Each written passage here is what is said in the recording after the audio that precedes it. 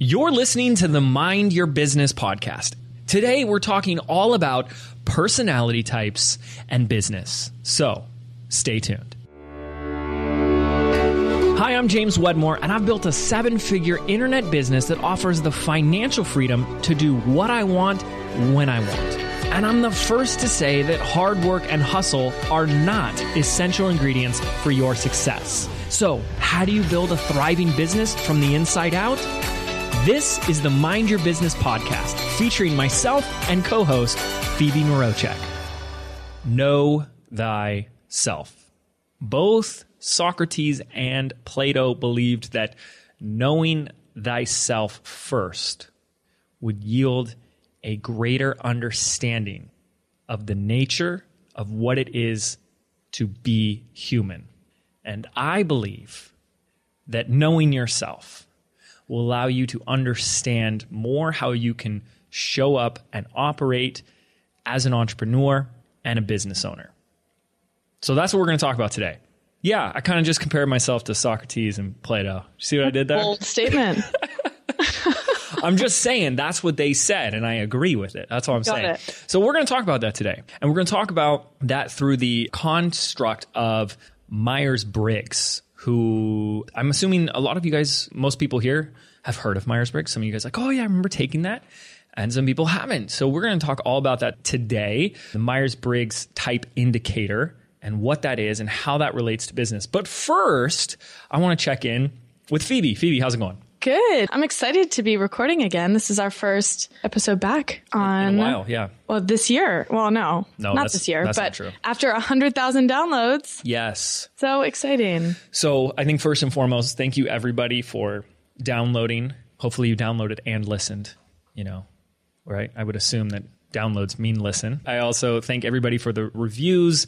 Phoebe texted me the other day. She's like, hey, if you're ever in a bad mood, just read some of the reviews that we've been receiving on iTunes. And it's just so awesome. I do it really is. At least once a week. It's just really exciting. I'm so praise. Pumped. And I think it just gets me excited to get going again. It does.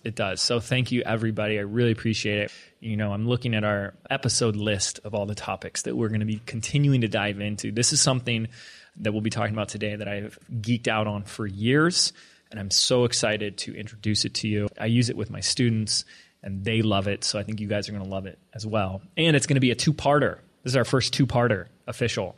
So we'll get into that. But if you haven't left us a review and you're loving it, I would invite you to do that at any time. How can they find it? Is it from jameswedmore.com/iTunes? That's right. Perfect. And we'd love that. I appreciate that so much. We're looking at every single one of them. So thank you. All right, so let's get into today's episode. We're talking about personality types and business, and we're going to use the framework of Myers Briggs. And I know there are some people here that I'm already laughing, are going to say, I don't like personality types. I don't think you can put people in a box. I am a snowflake. We're all snowflakes. And a snowflake? I thought it was a unicorn. I am a beautiful... No, the snowflake means that we're all unique and individual. Oh, right. Right. And I want to say yes, but there are types of snowflakes. And it's actually, ironically, my personality type that loves personality types, because a lot of what I'd like to do is categorize and find the hidden meaning and understanding behind why I am the way I am and why others are the way we are. And so, I'm going to go into a disclaimer in a moment if wherever you are on this. I don't want people to think that when you identify what a type is, it's not about limiting you. It's not about saying this is all you are and nothing else, and you're not unique and not special. It has nothing to do with that. But there are other ways that we identify as who we are right now. Like we can say someone is blonde haired or they're a brunette, or you have red hair. Those are just a way. It doesn't mean that they're any type of person or not. It just means they have red hair. And we can do this. The analogy we're going to be using through this is like left hands and right hands. So there are right-handed people and there are left-handed people. Doesn't make you smarter, better, or anything like that if you're right or left-handed.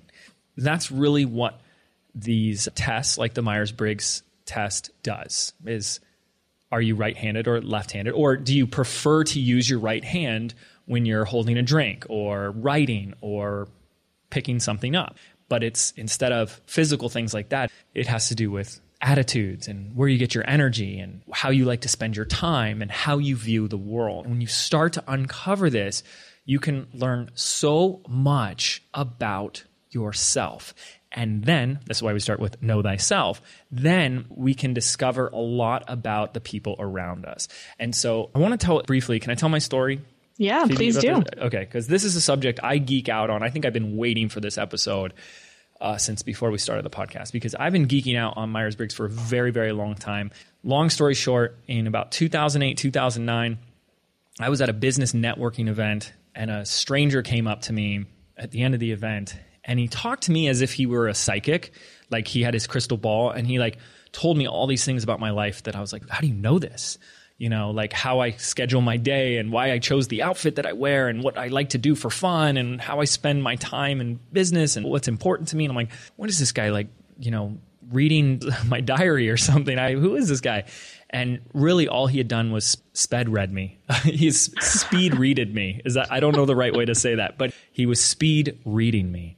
And he knew my personality type. And once he knew my personality type, he was able to make some pretty impressive assumptions, I guess, about who I am. But what it did for me was open a door for me to discover this on my own. And it was such a powerful awareness for me, because I really grew up feeling, and maybe this describes a lot of people who are listening, because most of us are entrepreneurs, and entrepreneurs are a little weird in the first place. But I felt very different, especially growing up, you know, than most of the people at school and friends and stuff like that. And, you know, I was a big introvert. I didn't call myself an introvert. I called myself shy, not knowing how to relate to others, very quiet, afraid to speak up. And I went to this place of, why don't I do that? Why can't I speak the way these other people speak? Why am I quieter? Why do I hesitate? You know, why do these people are the most gregarious, popular, funny, outgoing people? And I'm like the exact opposite of that. And then in like college, when everyone's like doing midterms and studying their tails off and they finish their tests and then they want to go out. Why do people want to go out? I'm exhausted. I just want to be alone in a room and, you know, attach a, you know, like a mask of oxygen and just hibernate for a while. I really lived the first 25 years of my life thinking there was something drastically wrong with me, because everywhere I looked, I found evidence that people were the exact opposite. I took this Myers Briggs test. I came out as INTJ, and we will talk about all this moving forward. But two things happened. First of all, sure enough, the INTJ is considered either the number one or the number two rarest of the personality types. It's between 1% and 3% of the population. And so there was a first like confirmation of, okay, yeah, I mean, that would make sense. And that was the first piece of understanding. But then the second one was that understanding that, you know, I was looking at everything that I had as preferences and skills and abilities as a weakness, because it was the antithesis of what the majority of other people out there had. And what understanding my Myers-Briggs allowed for me was to uncover or look at these aspects of my life as strength. And I became, at the end of the day, I accepted who I was and really fell in love with that. And that's it. And that's really started the journey. So I don't know if people are hearing that and that even has an impact on them or is even profound. But for me, it was life-changing. For the first time, I was like comfortable with who I was. I finally got to stop questioning, why is something wrong with me? And went in an instant to, oh my gosh, look at all these cool superpowers I have. I've just been doing the wrong things. I've just been trying to conform to what everybody else is doing. I've been trying to be the extrovert in the room. I need to stop doing that, and I need to play in my strengths. And so then from there, what I did, because I just got so fascinated by this, is I took a big journal, giant book, empty white page journal, and there are 16 personality types on it.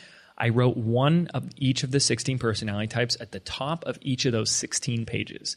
And for the next year or so, I think it was like the next 18 months, everyone I came in contact, started with my parents, my sister, my friends, girlfriends at the time, past girlfriends. Yes, this is true. I went back to my exes. I mean, so side tangent. And I like figured out what their personality type and then tried to explain to them where our relationship went wrong based off of like, well, here's what I was doing and here's what you were doing and this is what was important to you. And that's just one way to look at it. That's what I was really excited about at the time. But what I did is I created this 16-page journal and I wrote down a series of, it'd be a minimum of 5 to 10 people for each one of the 16 personality types.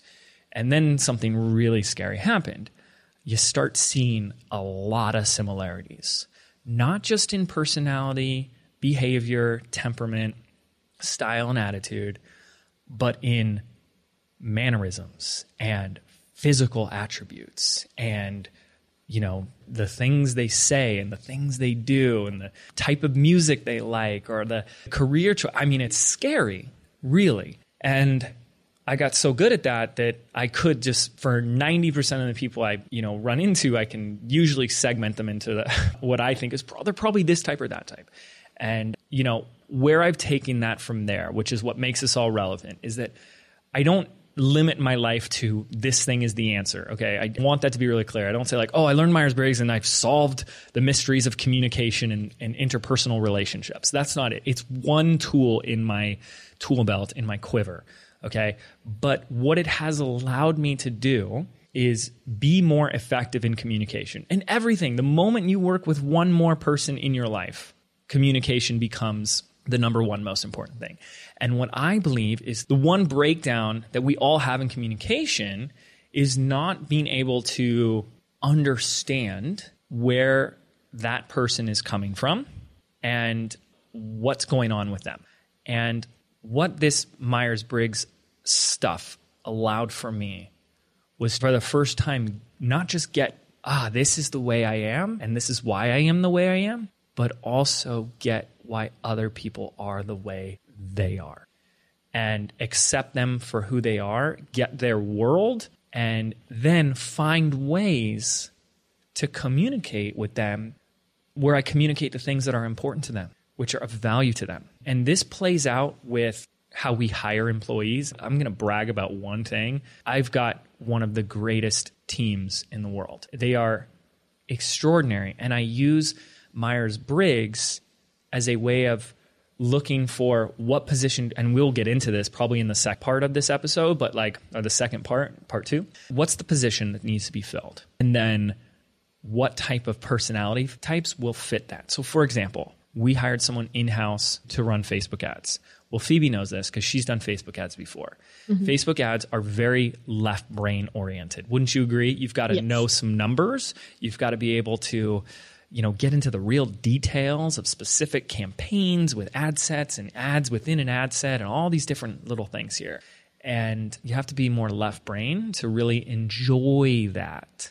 So I know that a thinker, which is the T, we'll get into all these letters in a moment, is going to be more, they're going to be more suited for a position like that. So if someone who's an F, the opposite, who's a more like art-centered, creative, right-brain person, they would maybe have fun creating ads themselves, like the ad copy and the images and videos, but they don't want to get in there, roll up the sleeves and work with all these click-through rates and conversions and stuff like that. And so I use this in hiring. I use it as in communication within my team.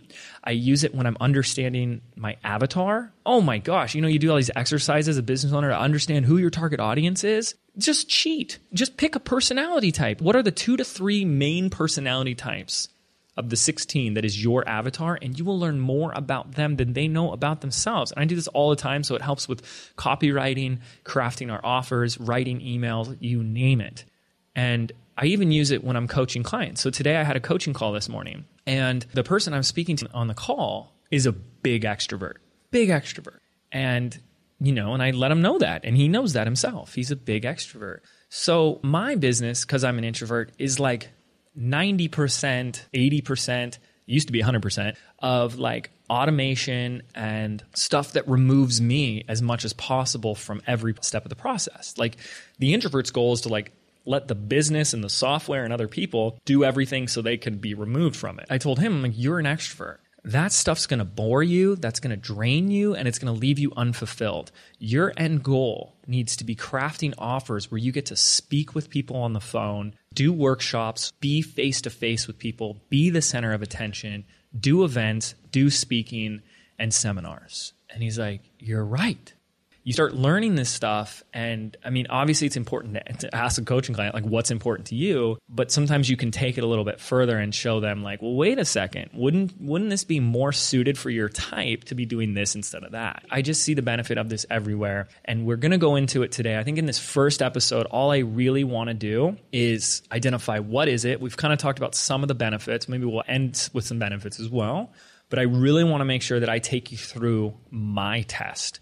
So we're actually going to uncover what your type is here today on this call. There are tests out there. Here's the thing. I don't want to say I don't recommend them, but they're really tricky because the questions, we sabotage the test.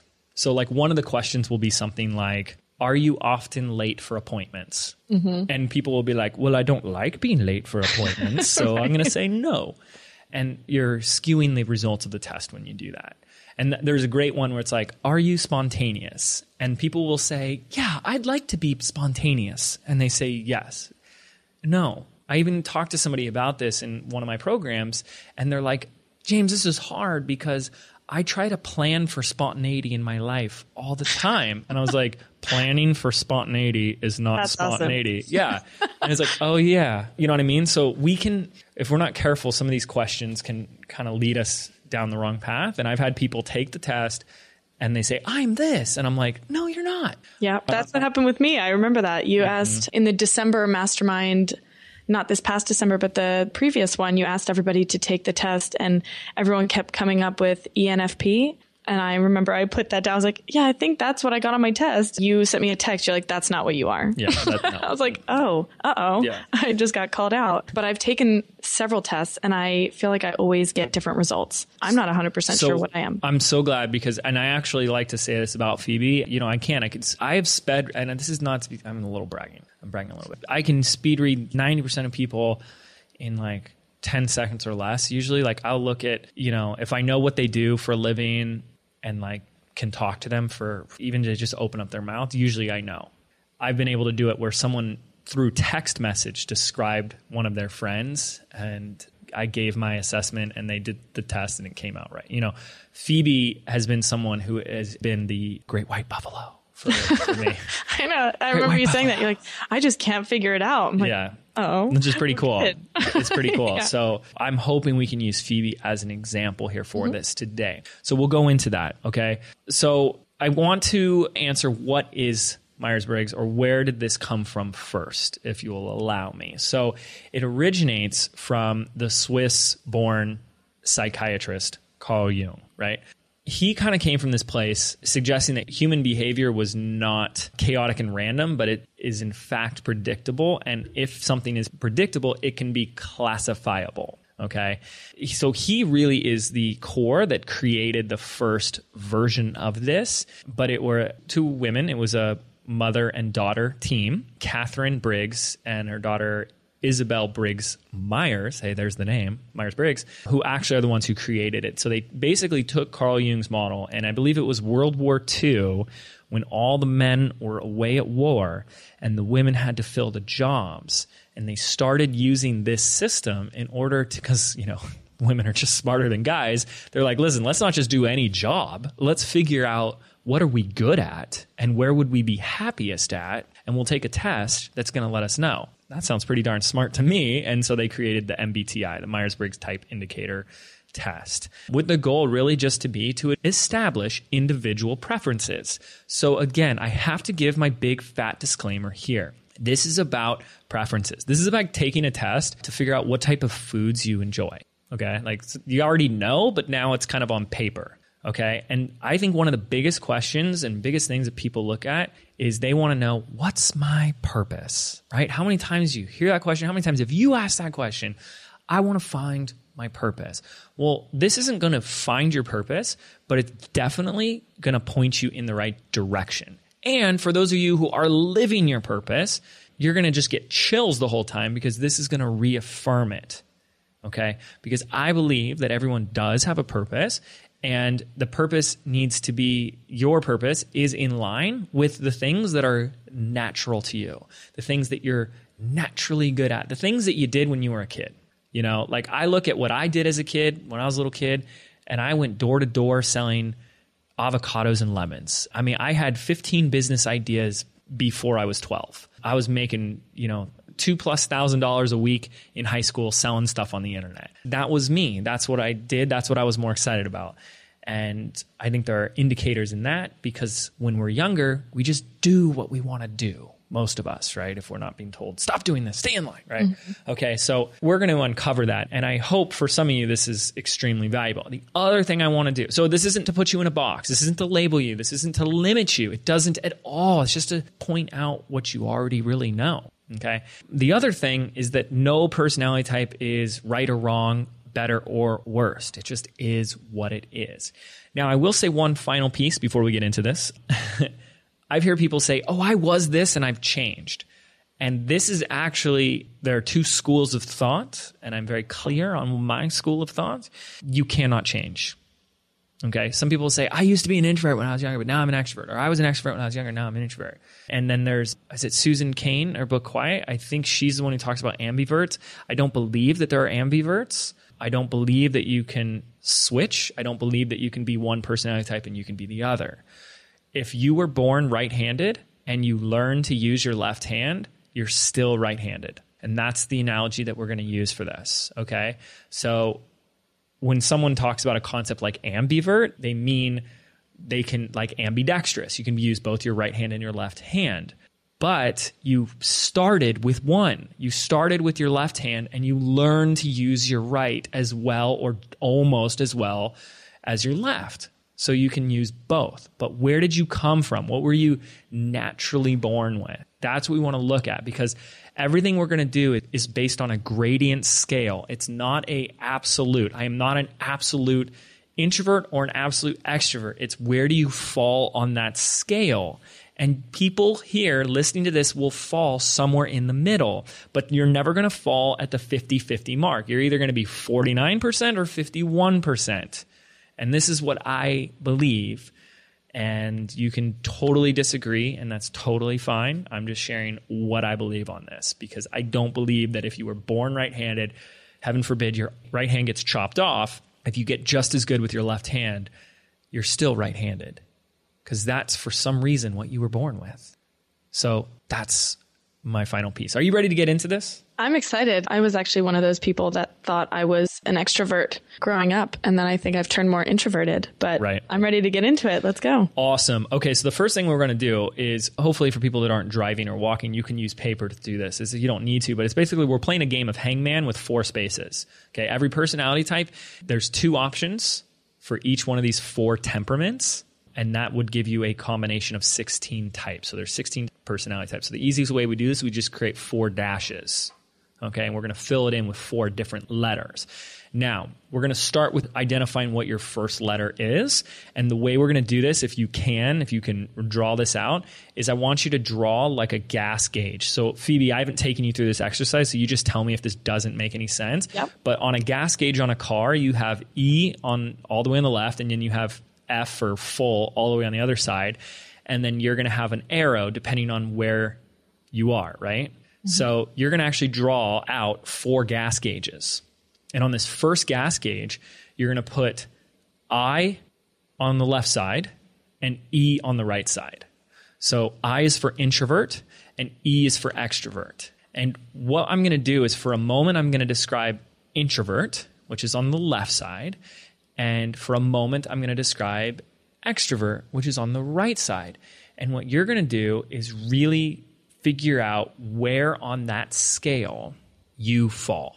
And here's the thing. If you feel like it's really in the middle, I want you to think back to your formative years, high school, grade school. How were you then? How did you show up? What were your temperaments and preferences then?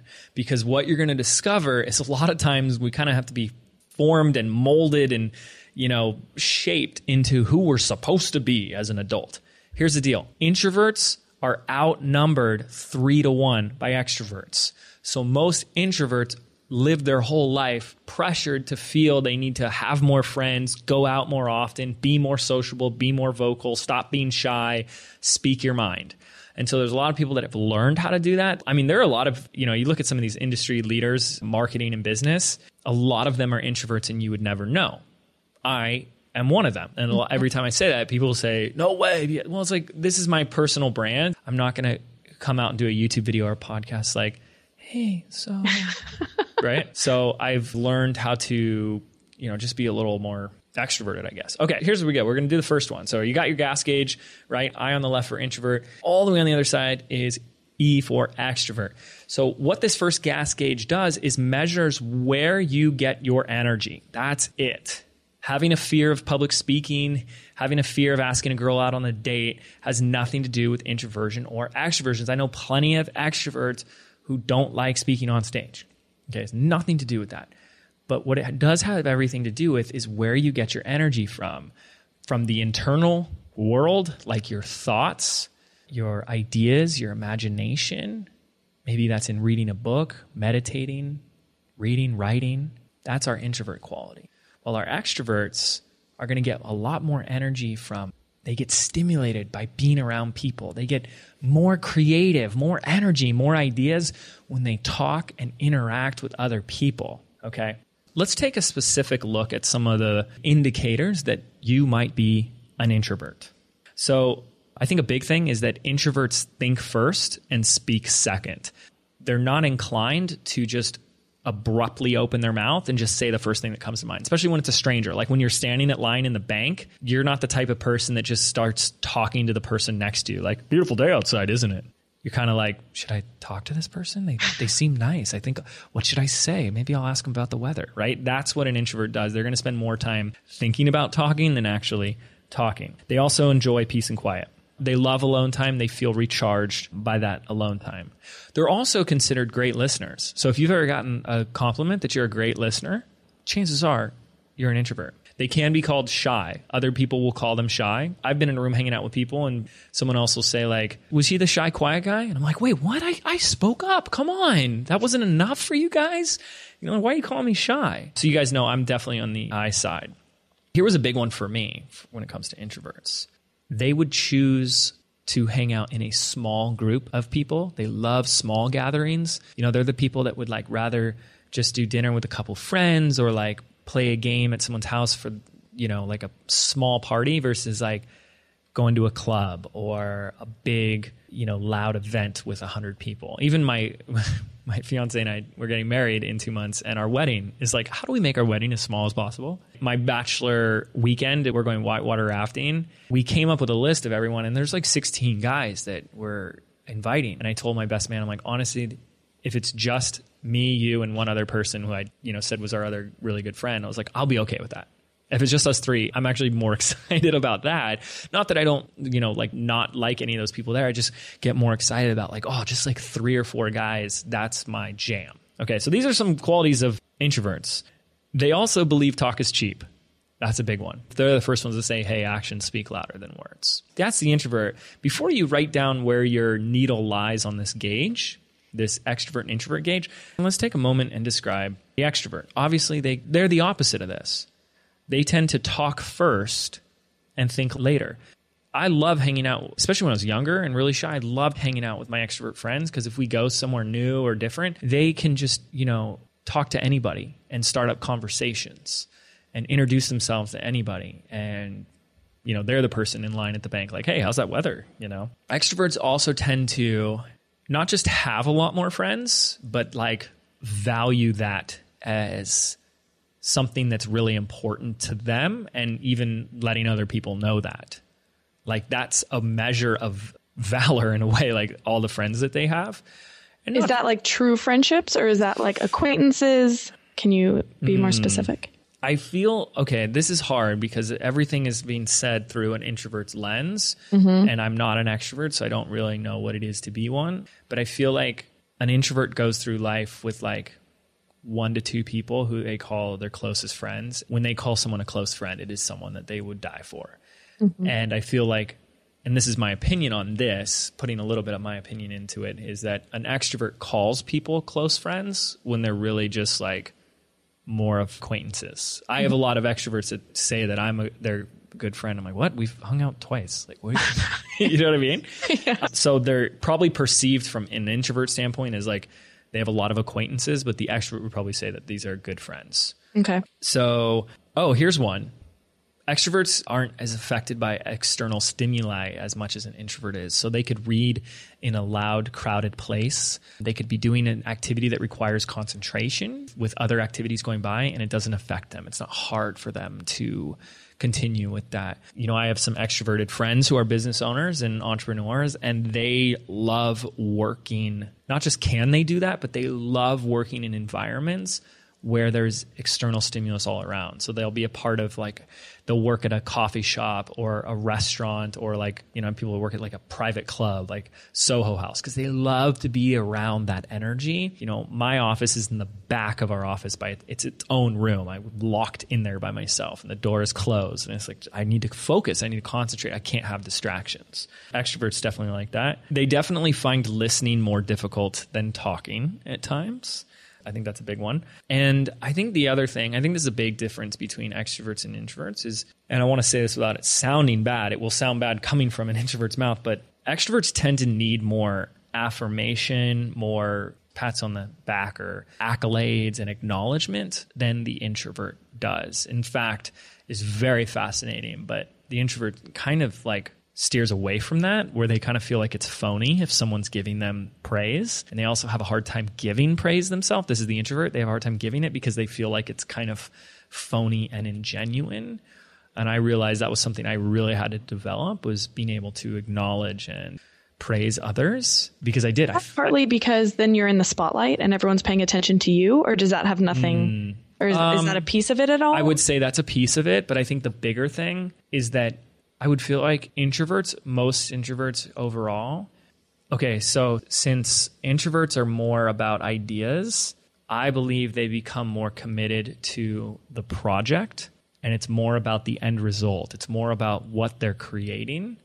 And so they commit themselves to the project as a sense of duty. So it's not about them in the first place.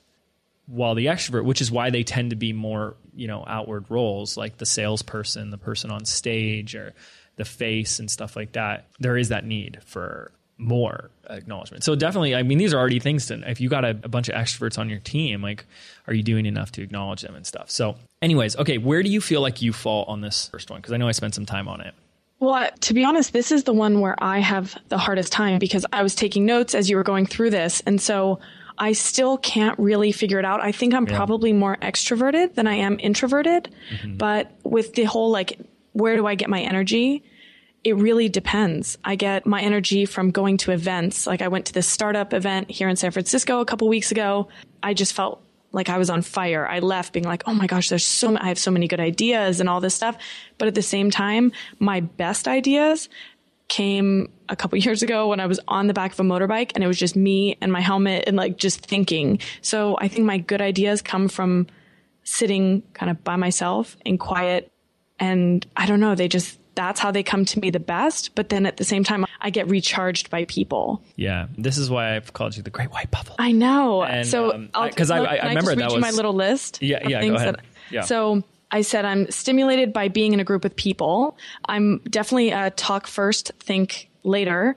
I'm one of those people, I can talk to anyone to a certain extent. It's a little bit difficult because sometimes I get in my head, I'm like, should I talk to that person? What do I say? I'm not really sure. I think I'm a good listener. I prefer small groups, but I would say medium-sized groups. I would love, my ideal size would probably be 15 to 20 people.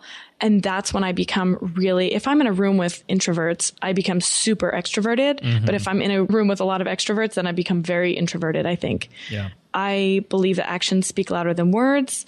I'm more about the end result and about the team. So I like that. But I also love giving friends and our team acknowledgement. I think I like the affirmation. I like having acknowledgements.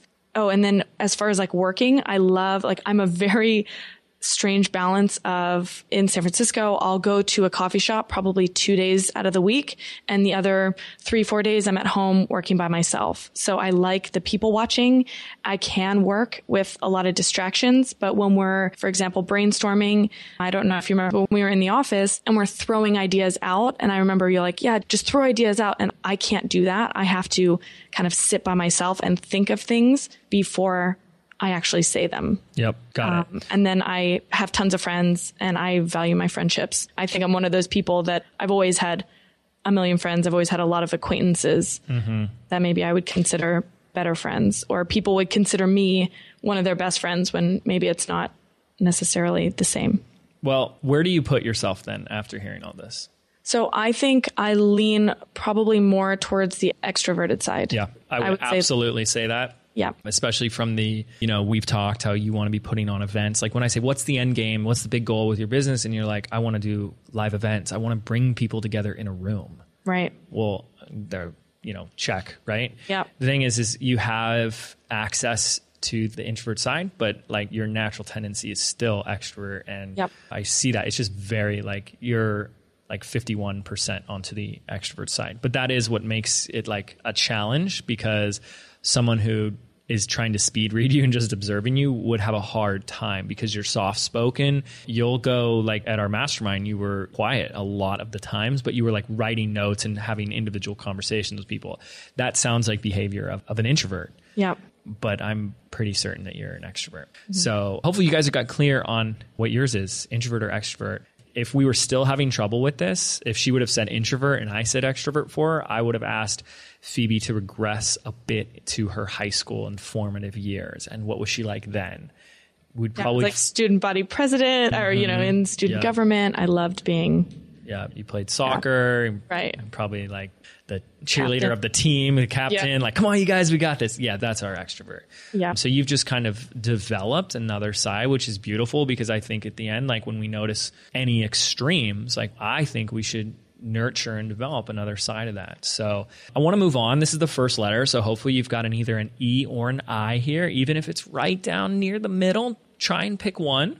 Okay. And it's okay if you can't yet, because we can come back to it and think about it. But let's talk about the next letter, which is asking whether or not you are a sensor, which is an S, or an intuitive, which is an N. So we use N for intuitive because the I is already taken in the introvert. So this second category is really asking how we see the world, how we take in information, the lens in which we experience life. And this can be one of the most challenging ones to describe, because when you're wearing a lens, you don't know that you're wearing a lens. Just like how a fish doesn't know that it's in water, right? And so this can be really challenging to describe, and it can be really challenging to identify. However, I think out of all of the 4 temperaments, the S or N can have the biggest impact on who we are and how we communicate, because they are so drastically different. And I do believe about 60 to 70% of at least the US population, which I would also assume is a relatively similar proportion of the population, are sensors. So you're going to have more sensors than intuitives. So let's do another gas gauge with S on the left side of our gauge and N for intuitive on the right side. And I'm going to describe a sensor for a little bit. I'm going to describe an intuitive for a little bit.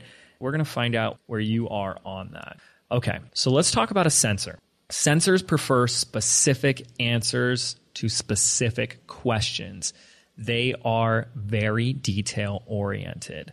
So they're the person who's going to get irritated when you ask, if you're a sensor, you ask the time. The sensor asks the time, and the response is like, it's a little bit before 4. They want to know it's 3:52. Okay. They want a specific answer to everything. So when we talk about sensor, we're dealing with the senses, the 5 senses. So they love jobs and tasks that yield a tangible result. They want to see it, touch it, feel it, and know that it's done. They're also the type of person that love mastery. Okay, so to contrast that with the intuitives are much more like, I want to see if I can do this. Okay, I can do it. Great, I'm bored. I want to move on to the next one, which is why you actually find a lot of entrepreneurs are intuitives, because I'm not saying this is good or bad. It just is that an intuitive kind of wants to play this game of like, I wonder if I could do this. I wonder if I could make this happen. And that's what they get more excited about. Versus a sensor wants to fall in love with mastering one thing for the rest of their life. They want to identify with being the best at this. So, for example, for our wedding, I'm having a custom suit tailored. And I'm pretty sure that my tailor is a sensor, not just because he has an attention to detail, but that he has dedicated his life to being a tailor. I mean, in 30 years, he is going to be doing relatively the same thing, just on a bigger, grander scheme, grander level, right? He will be better at what he does. He's already extraordinary at what he does, but it's just going to be at a whole nother level. But he'll still be in that same role. Whereas the intuitive would kind of come in and be like, oh, cool, I can design suits. What else can I do? And they could be off to something that has no correlation to making suits. You know, they could be like, oh, I'm going to, you know, just start selling fabric wholesale, or I'm going to create a course on how to start your own apparel business or something. You know what I mean? They're going to be off onto the next thing. Let me try this. Let me try that. But going back to the sensors, there's that mastery of the tangible. They definitely would rather work with facts and figures than ideas and theories. They're not a big fan of the theory. They want to see the proof. They're the person that says, I'll believe it when I see it. And they think things like fantasy and imagination are kind of a dirty word. And they don't really like people that spend too much time in La La Land, which I am someone who loves that. Here's something that is really fascinating. This one was a big one because my fiance Chelsea is a sensor, and I asked her this question. Sensors tend to read, when they pick up a magazine, they'll read it from cover to cover, and they kind of think it's annoying and frustrating when someone doesn't. And she was like, oh my gosh, that's so me. And I'm like, well, I know, because you're a sensor. So it's so funny. I love having these real examples because as you're doing it, I'm like making notes and I'm like, oh yeah, God, who reads things cover to cover? Yeah, that's crazy. Yeah, exactly. Like I'm reading 7 books right now at once and they're in every different room of the house. Yeah. Literally, there's one on my desk. There's 2 out in the next room. There's 1 in my car. I've gotten okay with that. You know, then I'm like, well, I'm just here to like, you know, maybe read a chapter at a time and see if anything's of value to me. I think a sensor would just go nuts at that. They are very literal. So there's usually a lot of questions of like, wait, are you being serious or is that a joke? That people are asking because they can be very like too literal at times. They're also, here's something else. Sensors tend to be more athletic. It's not an absolute, but this is a thing. If you look at body types, especially for men, you got like a big guy, like the Rock type body type, you know, Dwayne Johnson. Like I'm 99% sure without ever talking to him or knowing his personality, he's a sensor because sensors tend to be more, well, they're more in the body as it is. So sensors tend to be things like dancers, athletes. I mean, all dancers are sensors. You know, someone who has dedicated their life to dance because dance is a way that they feel in their body and in the moment. And all sensors love that. So you may not have it as a profession, but there are people that, you know, you've seen those like, So You Think You Can Dance or the Step Up type movies, and they'll talk about what it's like to be a dancer. And someone like me watches them and be like, what the heck are you talking about? You know, like, what? Why is that? That's what you want to do with your life? And to a sensor that's like, yes, absolutely. That's what I'm looking for. And that's a sensor. So hopefully that's enough for a sensor. I want to move to the intuitive. This is the difference between the athlete is the sensor and the like absent-minded professor is the intuitive. So instead of dealing with the senses, they can be accused definitely and seen as being a bit absent-minded. Poor Chelsea, like she's got to remind me to put my shoes on the right feet all the time. And she knows like I can't make simple decisions. Intuitives get very frustrated by the details. They can become very easily aggravated and agitated and overwhelmed by details. I can't answer a lot of her questions. It's really funny. And she knows this by now, so we're like totally okay about it. But like there's a lot of things she'll be like, hey, when we're going here at this time, should we pick up this before that or should we do this after on the way? Because I don't know if I want to get this bottle of wine or we want to get this. And I'm like, stop it. Oh, it's just awful. I can't. And I need to know the specifics. So it's like, you know, we run into that with communication with a sensor versus an intuitive. And now she just knows, like, just whatever answer you come up with is going to be the right answer and leave me out of it. Yeah. But she sees that as absent-minded. An intuitive doesn't see it as absent-minded. We just see it as how we are, but they would. Intuitives are really future-oriented. Sensors are here and now. Intuitives are big picture, future-oriented. My favorite word in the dictionary, like I get lit up by the word possibility. Mm-hmm. When you talk about limitless, potential, possibility, like that's what I get excited about. And that's usually what an intuitive does. And then the biggest thing is that intuitives look for connection, not connection in people, but just connection in general. So this can relate to people, things, or ideas. So for example, I remember a story of how the first drive-through fast food restaurant was invented by a guy who was at the drive-through for a bank. And he said, this could work for a restaurant.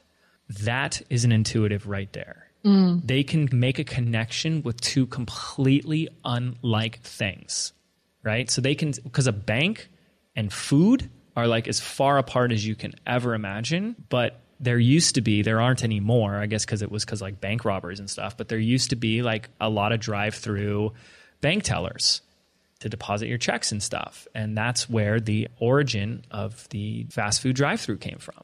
That's an intuitive. They can draw a connection with two completely unlike things. An extrovert who is also an intuitive makes connections with people. They are what we call connectors. So they go, oh, Phoebe, you know who you remind me of? Do you know who you would love?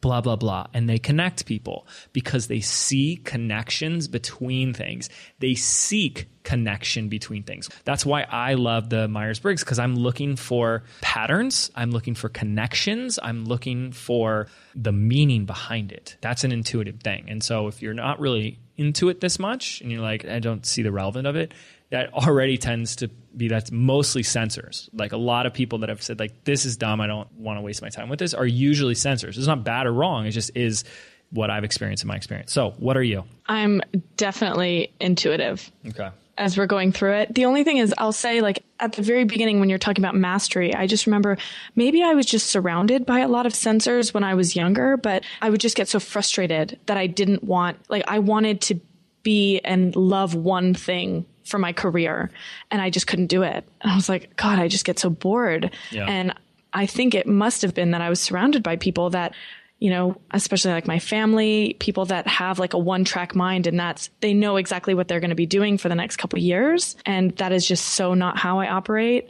And all this absent-minded professor for sure, the details, future-oriented. I know myself, I'm definitely a connector. So with people Absolutely. And ideas. So definitely. And, you know, I think the biggest breakdown I had in high school, I actually got called into the principal's office. I was not a bad kid. Well, that's wrong. I was a bad kid. I just was smart enough to not get caught.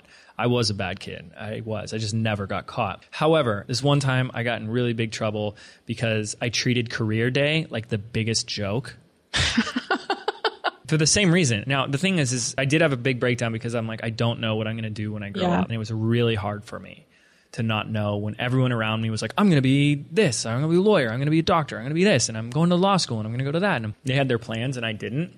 Mm-hmm. And today I'm just like, gosh, I wish like future James would have come and just told me like, who cares? You can be whatever you want to be, you know? Yeah. And, you know, and that's when I had this epiphany moment where years later I realized like I'm really doing what I'm meant to be doing, and it wasn't even invented back then. Like I was just about to say that. I remember we had this conversation. Mm-hmm. You were talking about YouTube, and you're like, if only I had known when I was 18 or however old you were when you were having this breakdown, that YouTube was going to be discovered. Yeah, there's no YouTube. How are you supposed to know that? You know, right. And so that's something to think about too. But anyways, I get called into the principal's office because I treated career day like a total joke. It's like James says he wants to be a crane operator or an ambulance driver. He needs to take his future seriously. I was such a punk, and I apologize now for this poor counselor. I said, well, how much money are you making in your career? Because I'm already doing $2,500 a week and I'm only 17. And I was like, I don't think I need you telling me what I should be doing with my life.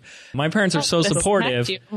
I know. Yeah. My parents are so supportive that like, you know, my dad pulled me aside and he's like, you know, you got a good point there, son.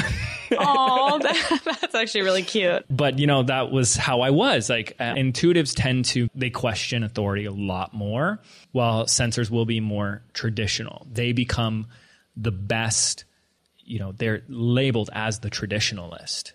And the intuitive, which there's a smaller percentage of them, they're the rebels. They're the kind of crazy ones. Whatever one you are, you know, just it's time to embrace it.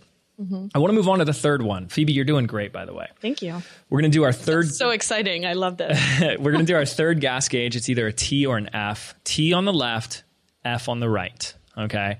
And it's also, when you're doing this, like, I'm really curious to see where people's gauge is going up. Is it all the way to the end? Or because I'm all the way on the end. I am massive 100%. And the older I get, the more N I'm becoming. For the introvert, I started out all the way with the introvert, and I'm very much moved towards the middle. I'm still massively on the I part. But it'd be nice to look at where you fall on that. Let's look at the third one, though. Thinker on the left, feeler on the right. T on the left, F on the right. This is how we make decisions. Okay, so basically, are we making decisions from our brain or our heart? Are we making left brain decisions or right brain decisions? Okay, that's what we're asking here. Now, you might already have an answer. Oh, gosh, I'm this, I'm that. But we're going to still go through this process a little bit. Let's see if you're a thinker. Thinkers can be much more of the cool, calm, collected person when everyone else is going nuts. That's just one of their, benefits. When it comes to like a dispute, an argument, or a decision that has to be made, they're going to look for what is fair and truthful rather than what will make people happy. So they're the people that will choose fairness over happiness. A decision might upset people, but they know that it's fair. So they do make good judges, right? But they also the T is also like, for being a manager, I think that's probably, you got to be a T, because good managers have to make tough decisions. And I always my favorite show in the world is The Office. And there's all these episodes of The Office where Michael Scott cannot make a decision to save his life because he's afraid he's going to upset one person in the office. And you're like, he's a big F. He wants everyone to be his friend. He doesn't want anybody upset.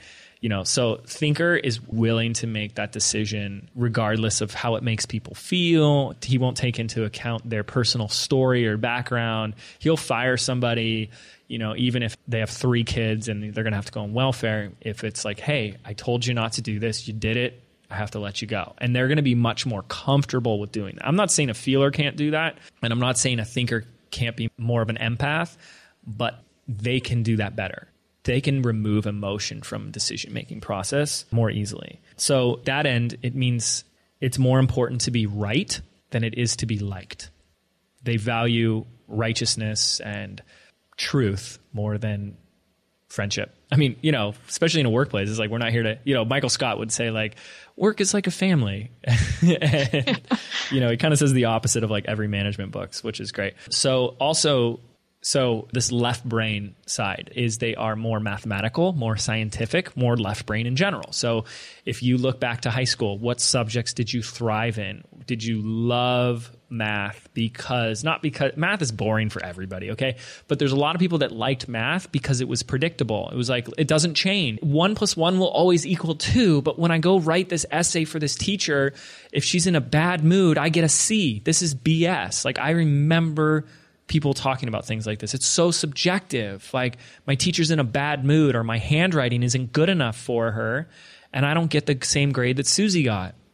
And my paper's better. How are we supposed to really... But math, if the question is what's 1 + 1, it doesn't matter what my handwriting looks like. It doesn't matter what mood the teacher's in. It always equals 2. And there are kids, that was some of us, that's the stand we took.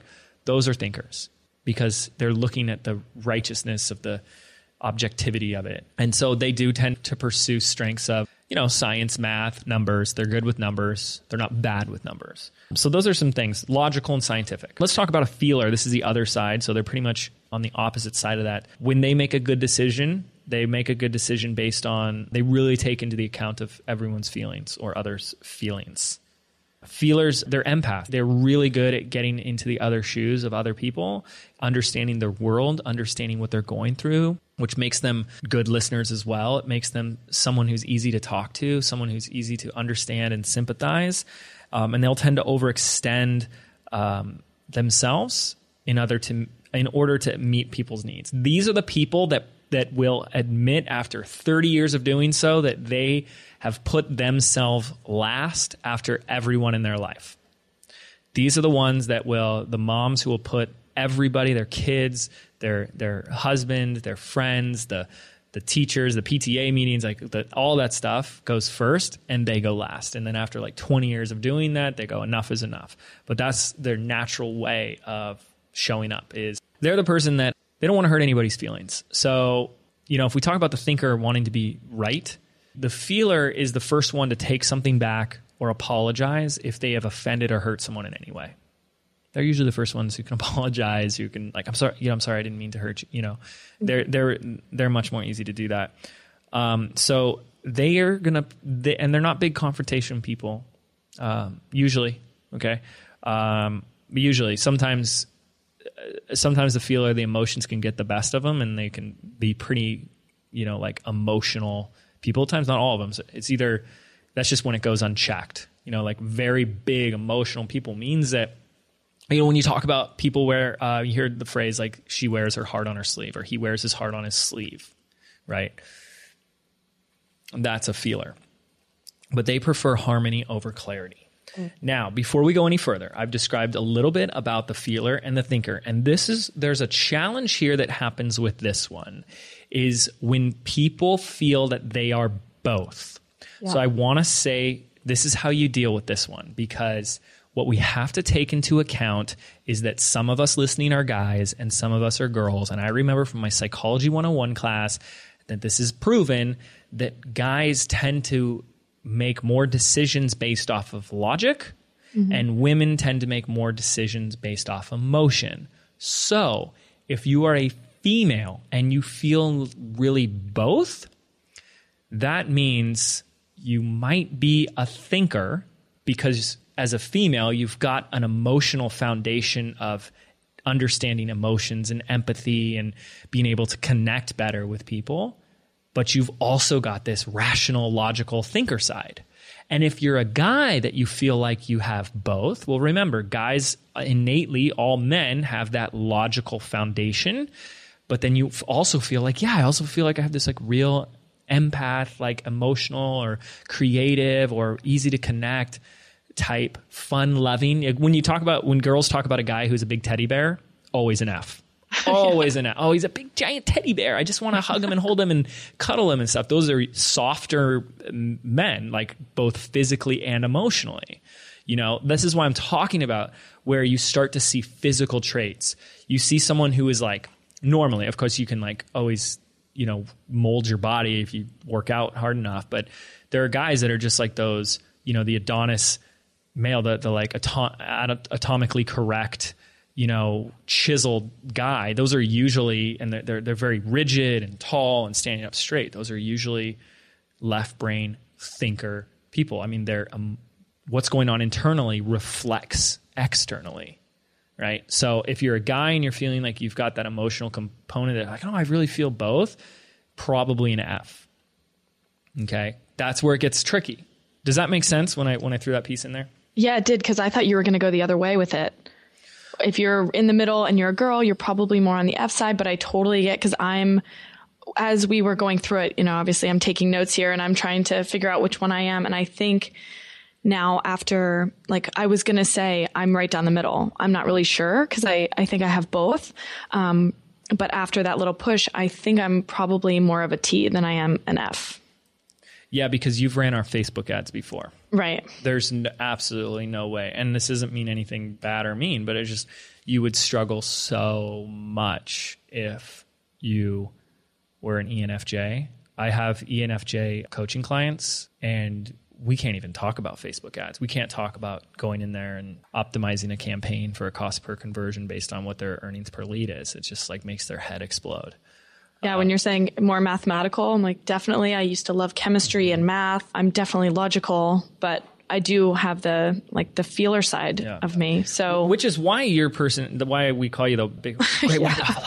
We have to always whisper it, right? Is because like here are two letters where you are very in the middle, very balanced. The E in the I and the T in the F. Yep. I really do. I mean, I know what your fourth letter is already. That's quite obvi. Totes obvi for me, but we'll wait for that one. Yeah. But I definitely see ENT so far, which makes sense because I know what your final personality type is, and that actually I mean, gosh, maybe in the next episode we start talking about like complementary personality types, but mine and yours do work really well together. Mm-hmm. And that's like, there's proven data on that.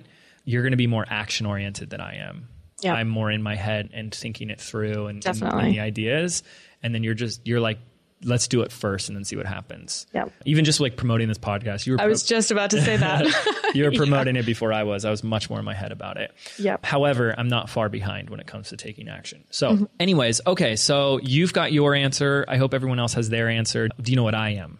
Well, I know you're an IN, and then you're definitely a T. So INT. Mm-hmm. And here's the thing is I've prided myself on developing a sense of empathy and understanding and being able to like walk a mile in somebody else's shoes. It does not mean that we're robots, although the T's can be construed, and especially in relationships, if you're a guy and you're a T, you know, in high school and college, your ex-girlfriends, probably the last things they told you was that you're a robot incapable of emotions. If you've ever been told that, chances are you're a T. You're a T. Opposites attract. So that's another fascinating concept in that when you have, I mean, Chelsea's almost all opposite letters. She's definitely an F. Oh my gosh. Yes.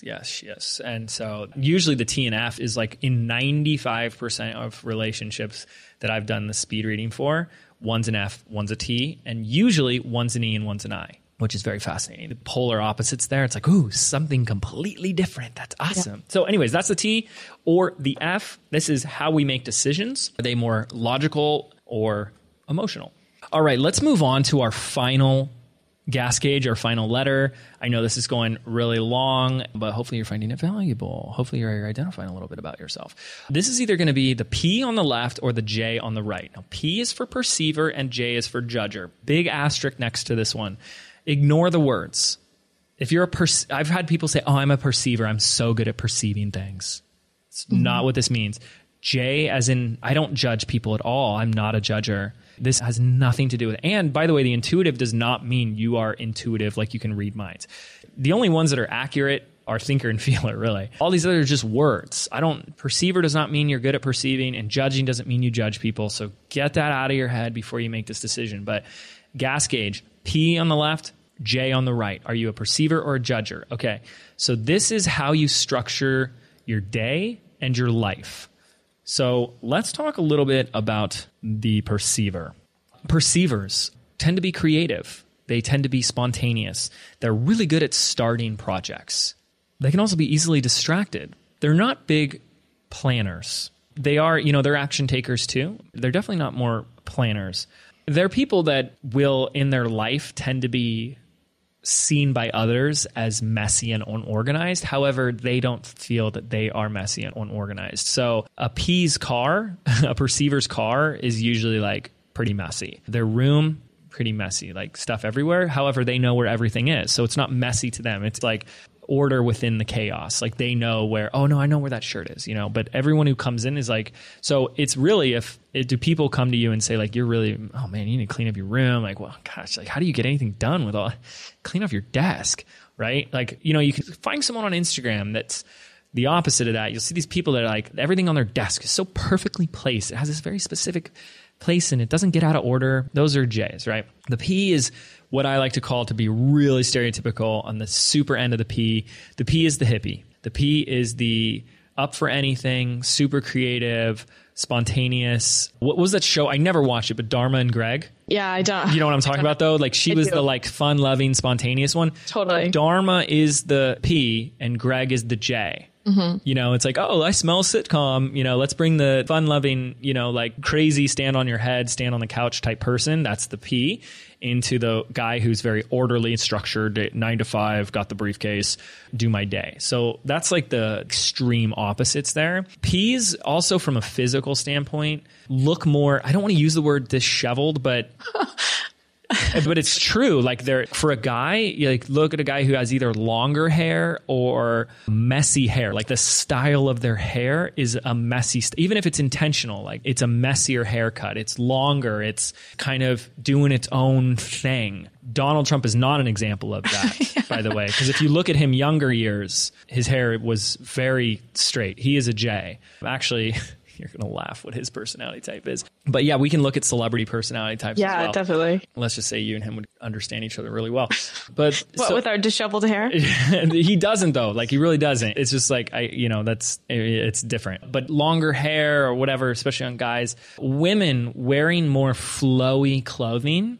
Like, do you ever see women that wear very like, not mismatched, but like almost like, oh, okay, you're doing this, but this thing's flowing out here and you've got this jewelry hanging down here. Like every time they move, it makes jingles and noises and all these moving parts.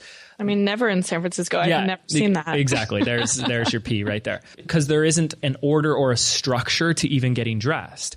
They experience time differently. The P and the J's experience time extremely differently. J's are very linear with time. You have 12 hours in a day.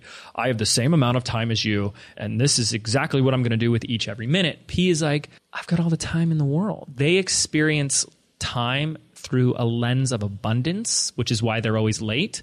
And don't think they're late and don't know why that's a problem that they're late. And J's experience time through a lens of linear scarcity of time. If you are always saying, I don't have enough time, even the moment you get up in the morning, you're probably a J. So J's now are very structured. They love to-do lists. They love crossing things off the to-do list. They're very linear, structured. They are task finishers. Okay. So I spent more time on the P because, the J is the opposite of that. There are more J's than P's. P's are I think like 30% of population. There's definitely way more J's. You look at what society creates as what is societal norms, what's traditional, and it's usually because there's a majority of that type in the place. So the P is always the person who's like against the man and, doesn't conform as much. And you see that show up with people. So what are you, P or J? I mean, I don't know. To be honest, that one I didn't think was going to get me that much, but I think I'm probably more towards the P than I am the J, but really? I'm really close. Wow. I don't know. Okay. Because I'm writing down, I think I'm pretty creative. I like to start projects. I get easily distracted. I'm pretty messy, but I know where everything is. I would say I'm spontaneous, but I do like to plan. I like structure. I like to cross things off my to-do list. I mean, my hair is pretty disheveled all the time.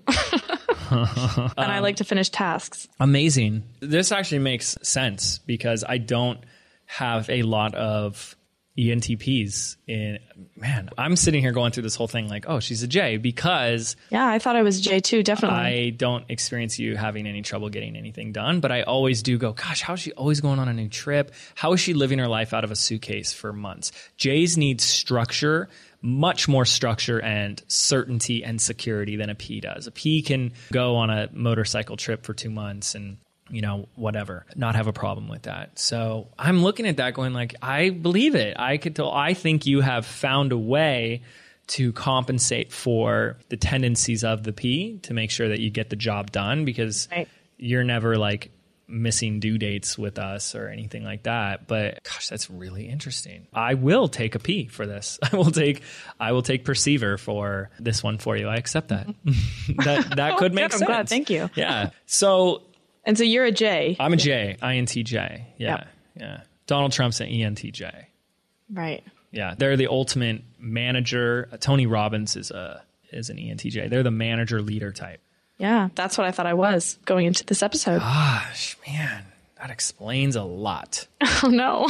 So we just took you through a long, hour plus journey of just scratching the surface on identifying which personality type you are. And hopefully you're left now with a little bit of clarity on what your personality type is, but you might just have 4 letters, maybe a question mark with 5 or 6 letters next to them. And so you're probably asking, well, what does this mean? I'm an ESTJ or I'm an INTP. What the heck does this mean? What does this have to do with anything? And so here's what we're going to do, because we had to dedicate an entire episode to really give you a real test for you to uncover what your type is, not just one of these online tests. But we're just getting started. What I want to do in the next episode, the part 2 of this episode, is to just take us down the rabbit hole a little deeper so that no matter which one of the types that you came up with, we can start to relate that to what that has to do with you and business. Are you working on the things that you're naturally inclined to be working on, that you're actually good at? Are you working in line with your strengths? Are you learning to attract the people that are going to work well with you? Are you using this to start communicating more effectively? That's really what we want to talk about next. So that's what we're going to do. So what I'm going to ask you to do in the meantime is go type your type type your personality type into Google and see what comes up. If you came out as ISFP, type that into Google and start seeing what comes up. There's so much literature, so much information on what it means to be an ISFP, an ENTJ, or LMNOP, right? So go look at what that means. And I'm going to take you back on the next episode, and we're going to start relating this back to business, entrepreneurship, and mindset. So at the very least, by the end of this episode, you should know a little bit more about what type you are. I'm James Wedmore. I'm Phoebe Mroczek. This is the Mind Your Business podcast. Thank you so much for listening. If you haven't left your review or rating, go do so now. jameswedmore.com/iTunes. And we'll see you on the next episode. Take care, everyone. Are you frustrated that no matter how hard you hustle, no matter how much you get done in a day, you still feel like you have little results to show for it? Do you feel like you're doing everything right, but there's still something missing? Well, what if there was an easier way? What if your business could be fun, effortless, and profitable? Phoebe and I have put together a free audio MP3 for you, compiling the 77 business affirmations for creating success from the inside out. And we want to give it to you absolutely free. This is your chance to rewire your brain for bigger results in your life and your business. To get instant access absolutely free, simply visit 77affirmations.com. That's the number 77affirmations.com.